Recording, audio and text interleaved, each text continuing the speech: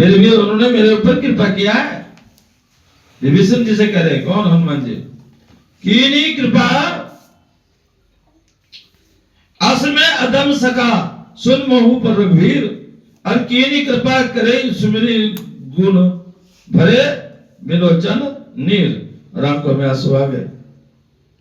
कह रहे मैं भी तो छोटी जात का हूं, जब भगवान ने मेरे ऊपर कृपा किया तो तुम्हारे ऊपर कृपा क्यों नहीं होगी?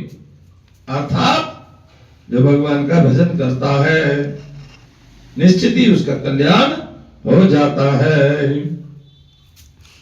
राम कीन आपन जब ही ते भयो भुवन भूषण तब ही ते। और इस पे बोलते भी टालने में क्या कह रहे हैं हनुमान जी कि जब राम जी ने मुझे अपनी शरण में ले लिया, कृपा जब राम जी ने मेरे ऊपर कर दिया तो मेरे सब संकट कट गई। और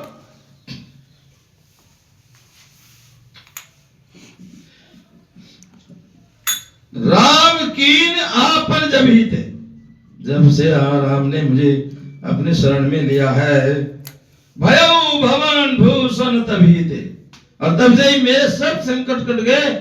और 3 लोग क्यों था भवन में मेरे गुणगान हो रहा है, सब मेरे को पूछने लगे, सब मेरे को मानने लगे।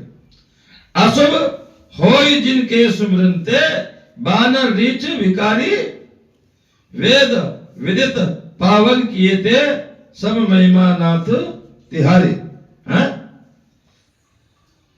अशुभ होता जिनको देखने मात्र से, जैसे कि आप सुबह सुबह बिल्ली आकर काट दे तो अशुभ मानते हैं ना।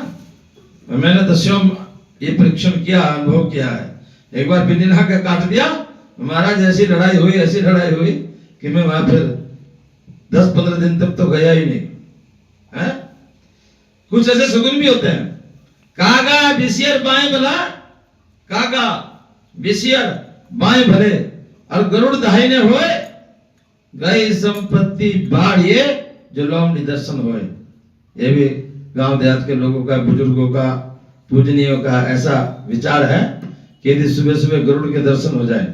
कागा कौवा बाईं तरफ, बिसियर बाईं तरफ, सांप मिले तो बाईं तरफ होना चाहिए। कागा बिसियर बाएं भले और गरुड़ दाहिने होए, और गरुड़ जो होता है वो दाहिनी तरफ होना चाहिए। शुभ सुगुन है। गई संपत्ति बाढ़िए जो लोमड़ी दर्शन होए। तो यदि लोमड़ी के दर्शन हो जाए तो कुछ और भी है। ब्राह्मण तिलकधारी हाथ में शास्त्र लिए किताब लिए आ जाए, अच्छा शगुन होता है।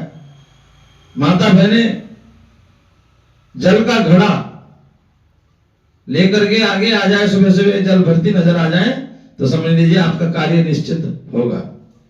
और यदि गोबर का टोकरा भरे कोई माता सिर पे रखे, गोबर का टोकरा, छवड़ा भी बोलते हैं हम उसको, भरा हुआ सिर पे रखे हुए आप किसी काम को निकले और वो सामने आ जाए तो निश्चित ही आपका काम होके रहेगा, निश्चित। उससे भी आगे यदि आप घर से किसी काम को निकले हो और उसी कोई आरती सामने से आ जाए, निश्चित ही आपका कार्य होएगा।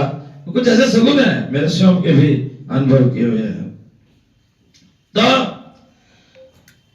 विभीषण जी को हनुमान जी यही समझा रहे हैं, प्रातः ले जो नाम हमारा, ताने मिले ताई दिना आहारा। जो सुबह सुबह हमारा नाम ले ले उसको पूरा दिन रोटी भी नहीं मिलती, लेकिन वास्तव में ऐसा नहीं है। ये तो हनुमान जी ने सब बोला जरूर है। क्यों? क्योंकि विभीषण कह रहे थे मैं तो छोटी जात का हूं, मैं राक्षस कुल में पैदा हुआ हूं, और यहाँ तो सब राक्षस रहते हैं। क्या कभी मेरे को भगवान के कभी दर्शन हो सकते हैं? क्या भगवान मेरे को भी अपने शरण में ले सकते हैं? और आप सभी जानते हो, जैसे ही विभीषण जी राम जी के पास शरणागत में पहुंचे तो राम जी ने जाते ही उनको क्या लंका का राज दे दिया। लंका का राजा तो रावण था, जिंदा ही था अभी रावण को कुछ बुखार हुआ नहीं है।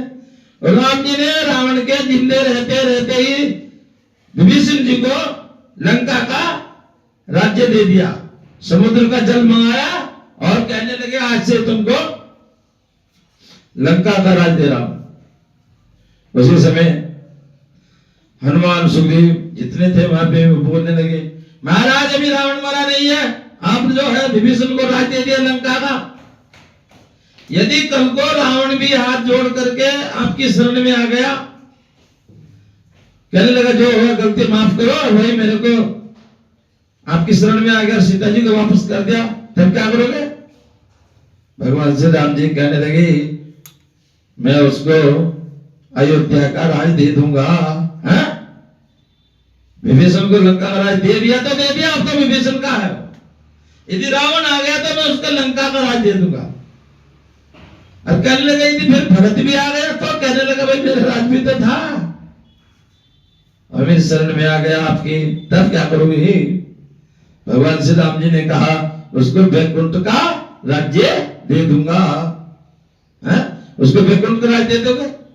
फिर प्रभु आप कहाँ रहोगे? कहने मैं तो भक्तों के हृदय में ही निवास कर लूंगा। तो भगवान का जो निवास कहाँ है?